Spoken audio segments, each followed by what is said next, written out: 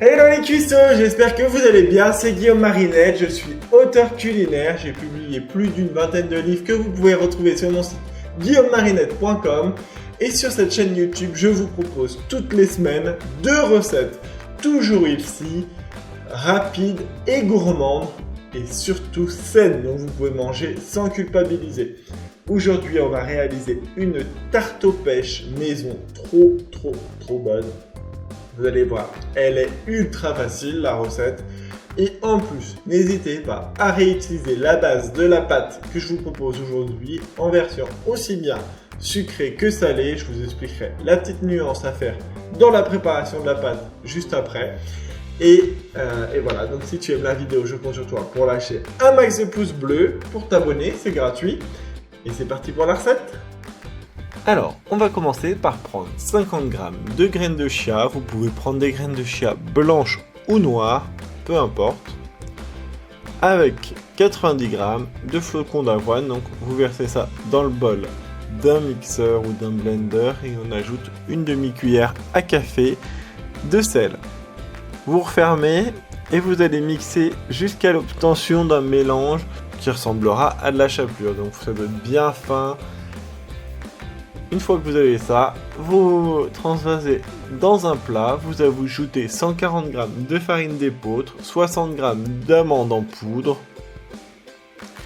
80 g d'huile de coco, mais vous pouvez remplacer par de l'huile de colza par exemple, 60 ml d'eau, mais vous pouvez également remplacer par du sirop d'érable quand vous faites une recette sucrée, pourquoi pas par un bouillon de légumes quand vous faites une recette salée ou tout simplement par de l'eau. Et vous mélangez jusqu'à obtenir une pâte à peu près homogène. Ensuite, vous allez pouvoir venir la tasser comme ça dans vos plats à tarte. Donc là, c'est des plats pour tartelettes, mais vous pouvez bien entendu faire avec la même quantité une grande tarte. Et on fait cuire 20 minutes à 180 degrés. Pendant ce temps, on va prendre des pêches. Donc là, c'est des pêches blanches. Et on va les couper en quartiers. Donc pareil, j'ai gardé la peau parce qu'elles sont bio, mais vous pouvez, si vous préférez, enlever la peau. Bien que pour la pêche, si le fruit est bien lavé, pas forcément nécessaire de tout le temps l'enlever. Une fois que vous avez plein de petits quartiers comme ça, on va les prendre et on va les placer sur une plaque recouverte de papier cuisson.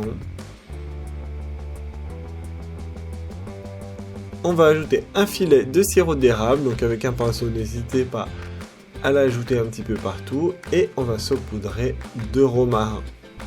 Le romarin s'associe très bien avec la pêche et c'est délicieux. Et on enfourne pour 20 minutes à 180 degrés. Pendant ce temps, on va mélanger 150 g de yaourt grec avec 2 cuillères à soupe de sirop d'érable. Donc on pourrait en mettre un petit peu plus, mais en fait le but du dessert c'est de le sucrer le moins possible tout en ayant un bon goût.